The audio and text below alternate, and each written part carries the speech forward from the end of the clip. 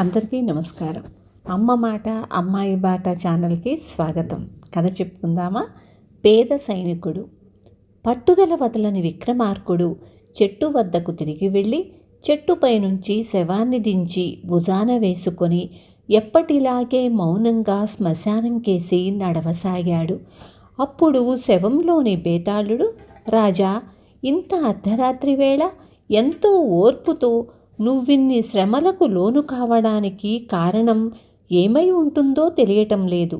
కీర్తి కోసమో, ధనం కోసమో, లేక అనాలోచితంగా ఎవరికో ఇచ్చిన వాగ్దానాన్ని నిలబెట్టుకోవడానికో అయితే మాత్రం చివరికి తప్పక విచారిస్తావు. ఏదీ శాశ్వతం కాని ఈ లోకంలో మనిషి దేని పట్ల దురాశకు లోను కారాదు. ఇందుకు నిదర్శనంగా నీకు విభిన్న వృత్తులు, మనస్తత్వాలు కల 3 వ్యక్తుల కథ చెబుతాను. శ్రమ తెలియకుండా విను అంటూ ఇలా చెప్పసాగాడు. ఒకానొక అరణ్య ప్రాంతంలోని కుగ్రామంలో ఒక పేదవాడు నివసిస్తూ ఉండేవాడు. అతనికి భార్య, పెళ్ళిడుకు వచ్చిన 3 కుమార్తెలు ఉన్నారు. కుమార్తెల పెళ్ళిళ్ళు చెయ్యాలంటే డబ్బు కావాలి. అది లభించే మార్గం తెలియక పేదవాడు సదా విచారిస్తూ ఉండేవాడు. ఒకనాడు అతడి భార్య, ఇలా విచారిస్తూ కూర్చుంటే మనం మరింత చిక్కుల పాలవుతాం. నువ్వు రాజుగారి సైన్యంలో పనిచేస్తూ యుద్ధంలో గాయపడినందువల్ల కదా ఉద్యోగం మానుకోవలసి వచ్చింది. నువ్వు రాజుగారి దగ్గరకు పోయి సంగతి చెప్పి సహాయం కోరితే ఆయన తప్పక అంతో ఇంతో డబ్బు ఇస్తాడు అన్నది. పేద సైనికుడి భార్య సలహా నచ్చింది. రాజు చాలా ధర్మబుద్ధి కలవాడని అతడెరుగు. అతడు వెంటనే అరణ్యానికి ఆవలనున్న రాజధాని ప్రతిష్ఠానపురానికి బయలుదేరాడు. ఒకప్పుడు రాజుకు సేవ చేసిన సైనికుడు కావటంతో అతడికి రాజుగారి దర్శనం తేలికగానే లభించింది. పేద సైనికుడు రాజుకు తాను వచ్చిన పని చెప్పి కొంత ధన సహాయం చెయ్యమని కోరాడు. రాజు ఎంతో సానుభూతి కనపరుస్తూ, మామూలు పరిస్థితుల్లో అయితే నీకు తప్పక సహాయం చేసి ఉండేవాణ్ణి. కానీ ఆ మధ్య వచ్చిన వరదల కారణంగా మన రాజ్యంలోని ఉత్తర ప్రాంతాన 50 గ్రామాలు బాగా దెబ్బతిన్నాయి. ఆ గ్రామ ప్రజలకు కొత్త నివాస స్థానాలు ఏర్పాటు చేసే వరకు ఎవరికీ ఎలాంటి ధన సహాయమూ చెయ్యవద్దని నిన్ననే కోశాధికారికి తెలియపరిచాను. అసలు సంగతి ఏమిటంటే, ప్రస్తుతం కోశాగారంలో నష్టపోయిన ఆ గ్రామాల ప్రజలను ఆదుకునేందుకు సరిపడా ధనం లేదు అన్నాడు. క్షమించండి మహారాజా, పరిస్థితి ఇంత క్లిష్టంగా ఉన్నదని నాకు తెలియదు, సెలవు అని పేద సైనికుడు అక్కడి నుంచి బయలుదేరాడు. అతడు తన గ్రామానికి ప్రయాణమై చీకటి పడే వేళ అరణ్యంలో దారి తప్పాడు. దానికి తోడు ఉరుములు మెరుపులతో వాన ప్రారంభమయ్యింది. పేద సైనికుడు ఈ రాత్రికి ఎక్కడ తలదాచుకోవడమా అని దిక్కులు చూసేంతలో ఒక చిన్న కొండనానుకొని శిథిలమైన ఇల్లొకటి కనిపించింది. అతడు ఆ ఇంటిలోకి ప్రవేశించేంతలో ఒక నక్క, అడవి పిల్లి బయటకు పారిపోయాయి.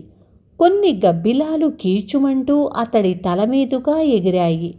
శిథిలమైపోయిన ఒక గోడవైపు నుంచి పాము బుసకొట్టిన శబ్దం వినిపించింది. ఇప్పుడేమి చెయ్యడమా అని సైనికుడు ఆలోచించేటంతలో ఉరుముతో పాటు కళ్ళు జిగేలుమనిపించే మెరుపు మెరిసింది. ఆ కాంతిలో తనకేసి వస్తున్న పిశాచాన్నొకదాన్ని అతడు చూశాడు. వెంటనే సైనికుడు అక్కడి నుంచి పారిపోయేందుకు వెనుతిరిగాడు. కానీ పిశాచం అతడి కంటే ముందే ద్వారం దగ్గరకు పోయి నిలబడింది. ఇక తనకు చావు తప్పదు అనుకున్న సైనికుడు గుండె దిటవు చేసుకొని మొండి ధైర్యంతో పిశాచం కేసి చూస్తూ నిలబడ్డాడు. భయపడకు, నేను పిశాచాన్నైనా నీకు మాత్రం ఏమీ హాని కలిగించను అన్నది పిశాచం. ఆ మాటలతో ధైర్యం తెచ్చుకున్న సైనికుడు, అలాగా, నేను నీకెలాంటి హాని చెయ్యబోవటం లేదు. నా దారిన నన్ను పోనివ్వు అన్నాడు.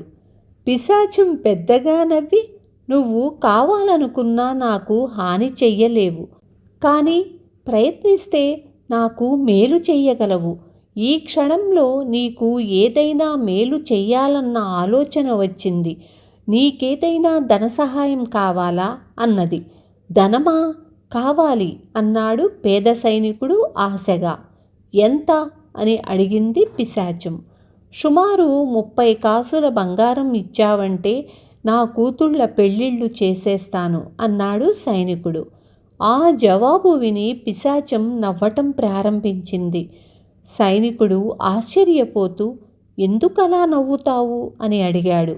నువ్వు ఒట్టి అమాయకుడిలా ఉన్నావు. ఈ పక్కనే ఉన్న గుహలోని బంగారమంతా నీకిస్తాను. అది బహుశా 30 లక్షల బంగారు కాసులకు తక్కువ ఉండదు. అందుకు ప్రతిఫలంగా నువ్వొక సాయం చెయ్యాలి. పవిత్రమైన గయాక్షేత్రంలో శాస్త్రోక్తంగా నా అంత్యక్రియలు జరిపి రావాలి అన్నది పిశాచం. ఈ వింత కోర్కె విని ఆశ్చర్యపోతున్న పేద సైనికుడితో పిశాచము గుహలోని ధనాన్ని గురించి చెప్పింది. అప్పటికి 2 తరాలకు పూర్వం ఆ ప్రాంతాల మహాక్రూరుడైన బందిపోటు దొంగ ఒకడుండేవాడు. వాడు దొంగతనాల్లో సుశిక్షితులైన కొద్దిమంది అనుచరులతో అరణ్య మార్గాన ప్రయాణించే వర్తకులనే కాక దూర ప్రాంతాల్లో నివసించే గ్రామీణ ధనికుల్ని, పట్టణాల్లోని సంపన్నులను దోచుకునేవాడు. అలా దోచిన ధనంలో ప్రతి ఒక్కరికి సమాన భాగం ఉంటుందని చెప్పి ఆ ధనాన్ని అనుచరుల సాయంతో ఇక్కడి గుహలోకి చేరవేశాడు. కానీ ఒకనాడు రాజుగారి సైనికులు అరణ్యంలో ఆ బందిపోట్లను చుట్టుముట్టారు. అప్పుడు జరిగిన పోరులో బందిపోట్ల నాయకుడు తప్ప మిగతా వాళ్ళందరూ ప్రాణాలు కోల్పోయారు. బతికి బయటపడ్డ బందిపోట్ల నాయకుడు ఆ రోజు నుంచి గుహలో ఉన్న ధనానికి కాపలా కాస్తూ అక్కడే కాలం గడపసాగాడు.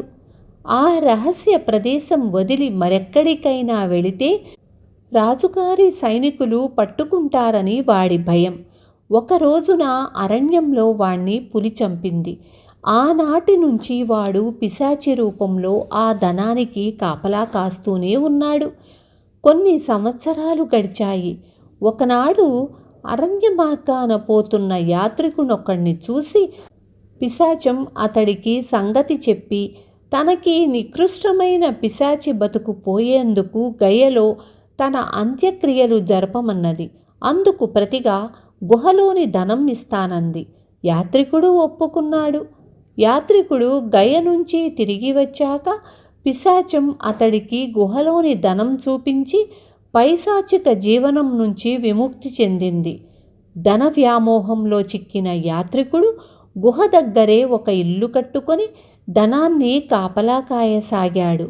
కొంతకాలం గడిచిన తరువాత అతడు మరణించి పిశాచ రూపంలో ఇంకా దానికి కాపలా కాస్తూనే ఉన్నాడు. అతడి పిశాచమే ఇప్పుడు పేద సైనికుడితో మాట్లాడుతున్నది. గయాక్షేత్రంలో ఆ కర్మకాండ అంతా తప్పక జరిపిస్తాను. ఆ ధనం ఉన్న చోటు చూపించు అన్నాడు సైనికుడు ఉత్సాహంగా. ముందు గయకు వెళ్ళి చేయవలసిన పని ముగించుకురా, తరువాత ఆ గుహలోని ధనం చూపిస్తాను అన్నది పిశాచం. పేద సైనికుడు అందుకు సరేనన్నాడు. వాన గాలి తగ్గగానే పిశాచం అతడికి అరణ్యం నుంచి బయటపడేందుకు సరైన మార్గం చూపించింది. సైనికుడు గయ వెళ్ళి శాస్త్రవిధిగా కర్మ జరిపి కొద్ది కాలంలోనే అరణ్యానికి తిరిగి వచ్చాడు. పిశాచి శిథిల గృహం ముందు అతన్ని కలుసుకొని, నీకోసమే ఎదురు చూస్తున్నాను. నీ సాయానికి చాలా కృతజ్ఞుణ్ణి. నా వెంటరా, నీకు ధనం ఉన్న గుహ చూపించి ఈ పిశాచి రూపం నుంచి త్వరగా విముక్తి పొందుతాను అంది ఉత్సాహంగా. పేద సైనికుడు పిశాచం వెంట వెళ్ళాడు. శిథిల గృహం వెనుక ధనం దాచిన గుహ ఉంది. గుహ ద్వారానికి పెద్ద రాయి ఒకటి అడ్డంగా ఉండటంతో పాటు దాని చుట్టూ అడవి మొక్కలు, తీగలు అల్లిబిల్లిగా అల్లుకుని ఉన్నాయి. ఇది ధనం ఉన్న గుహ. అడ్డుగా ఉన్న రాయి తొలగించి ఆ ధనం నీకు చూపుతాను అన్నది పిశాచం. పేద సైనికుడు ఒక్క క్షణం ఆలోచించి పిశాచితో, నీకు చాలా కృతజ్ఞుణ్ణి, ఆ రాయి తొలగించనవసరం లేదు అని చెప్పి అప్పటికప్పుడే బయలుదేరి రాజధాని ప్రతిష్టానపురం వెళ్ళాడు. అతను రాజును కలుసుకొని, మహారాజా, వరద బాధితులైన గ్రామీణుల సహాయానికి మీకెంత ధనం కావాలి అని అడిగాడు. ఆ ప్రశ్న విని రాజు చాలా వింతపడ్డాడు. అంతకు కొద్ది రోజుల ముందే పేద సైనికుడు దానం కోసం తన దగ్గరకు వచ్చిన సంగతి ఆయనకు గుర్తుంది. అయినా రాజు అతన్ని 20 లక్షల బంగారు కాసులు దొరికే అవకాశముందా అని అడిగాడు. 20 కాదు, మీరు నా వెంట వస్తే 30 లక్షల బంగారు కాసులు ఇవ్వగలను అన్నాడు పేద సైనికుడు. రాజుకు కలిగిన ఆశ్చర్యం అంతా ఇంతా కాదు. ఈ సైనికుడికేమైనా పిచ్చి పట్టిందేమో అన్న అనుమానం కూడా ఆయనకు కలిగింది. కానీ అతడి మాటల్లో ఏదో నిజాయితీ ధ్వనించడంతో రాజు తన మంత్రి, సేనానాయకుడితో పాటు కొంతమంది అంగరక్షకులతో సైనికుడి వెంట అరణ్యానికి వెళ్ళాడు. అక్కడ గుహలో వాళ్లకు నిధి కనిపించింది. దాన్ని రాజు నగరానికి పట్టించుకుపోయి వరద బాధితులకు సహాయం చేసేందుకు ఏర్పాట్లు చెయ్యమని మంత్రితో చెప్పి, పేద సైనికుడితో, నీకు ఆ నిధిలో కొంత భాగం ఇవ్వటం న్యాయం, తీసుకో అన్నాడు. వద్దు మహారాజా, ఆ ధనాన్నంతా వరద బాధితుల సహాయానికి వినియోగించండి. అయినా మీకిచ్చిన బహుమతిలో నుంచి తిరిగి కొంత నేనెలా తీసుకోగలను అన్నాడు పేద సైనికుడు. అలా అయితే నా కోశాగారం నుంచి కొంత ధనం తీసుకో అని రాజు పేద సైనికుడికి 50,000 బంగారు కాసులు ఇప్పించడమే కాక నిండు సభలో అతన్ని గొప్పగా మెచ్చుకున్నాడు. బేతాళుడు ఈ కథ చెప్పి, రాజా, నాకు చాలా సందేహాలు కలుగుతున్నాయి.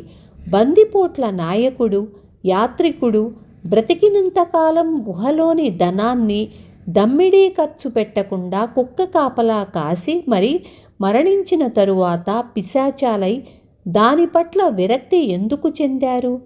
పేద సైనికుడు ఆ ధనాన్ని తనదిగా చేసుకోవచ్చు కదా. ఆ పని చెయ్యకపోగా దాన్ని చూడటానికే ఎందుకు ఒప్పుకోలేదు?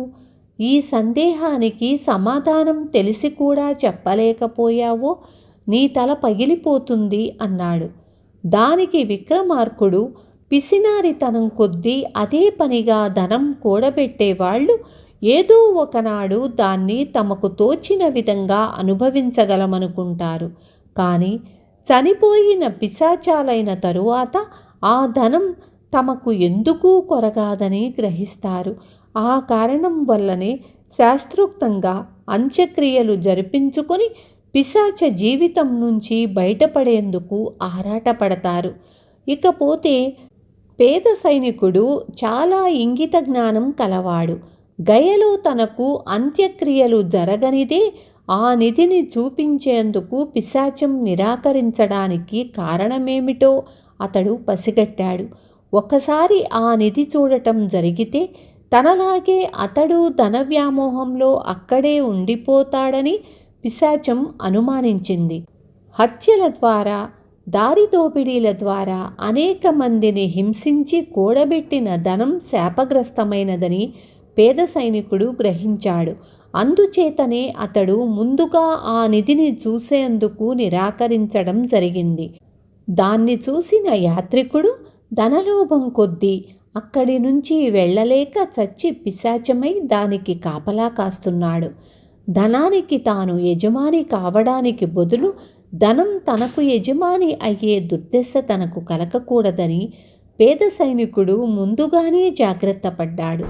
ఇక్కట్లలో ఉన్న వాళ్లకు సాయపడడం ద్వారానే అలాంటి ధనానికి పవిత్రత కలుగుతుంది. అందుకే అతడు దానిలో నుంచి భాగం తీసుకోవడానికి ఇష్టపడక రాజుకు దాన్ని వరదబాధితులకు సాయం చేసేందుకు ఖర్చు పెట్టవలసిందిగా సలహా ఇచ్చాడు అన్నాడు.